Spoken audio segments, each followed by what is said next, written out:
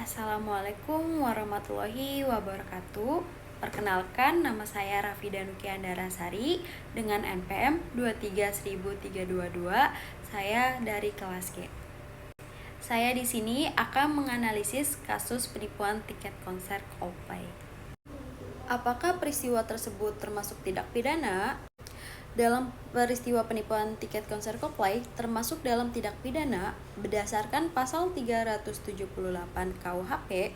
Penipuan terjadi ketika seseorang dengan maksud untuk menguntungkan diri sendiri atau orang lain secara melawan hukum menggunakan nama palsu, tipu muslihat, atau kebohongan untuk menggerakkan orang lain menyerahkan barang atau uang kepadanya.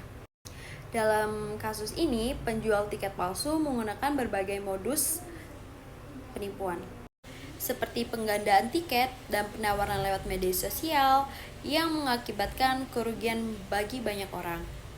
Nah, di sini juga tindakan penipuan diatur dalam pasal 378 KUHP yang seperti sebelumnya saya jelaskan.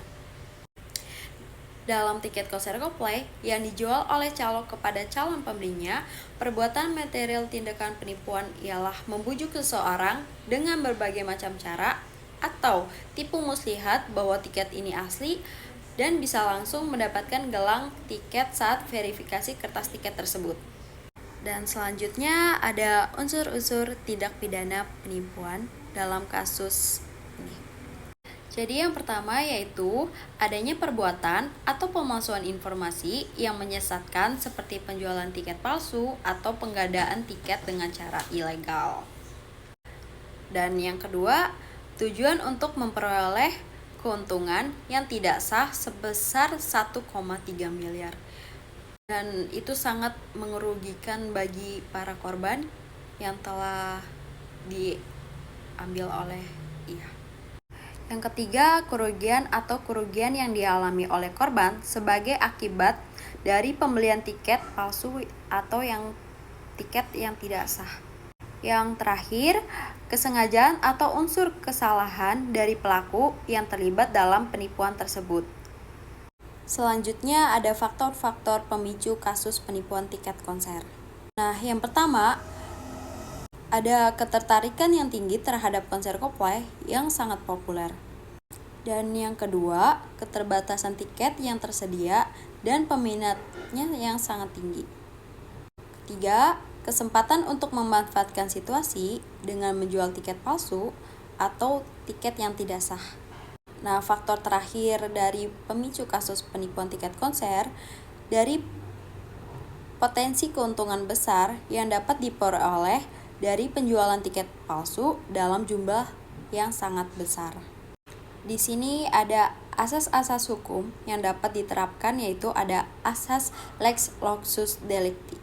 Apa sih asas Lexus Delicti itu?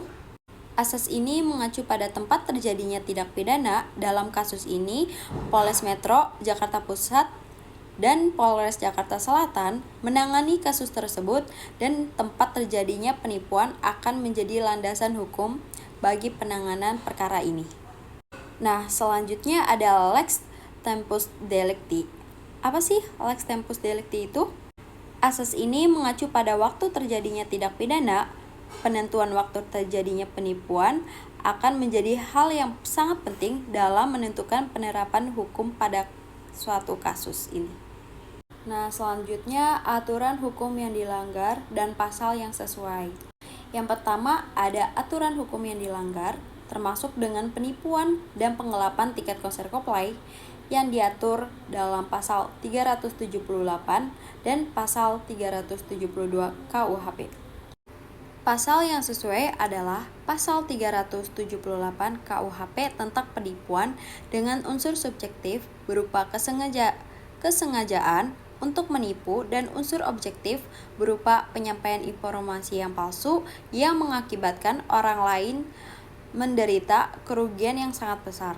Selain itu, pasal 372 KUHP, dalam pasal 372 KUHP tentang penggelapan juga terkait dengan penjualan tiket palsu melalui media sosial atau calo. Jadi kesimpulan dalam kasus ini adalah menunjukkan pelanggaran serius terhadap hukum pidana dan memerlukan tindak pidana yang tegas untuk menegakkan keadilan. Penerapan dalam kasus ini adalah sesuai dengan pasal 378 dan pasal 372 KUHP dapat dilakukan untuk menindak pelaku dan melindungi korban. Sekian presentasi saya. Kurang dan lebihnya mohon maaf. Wassalamualaikum warahmatullahi wabarakatuh.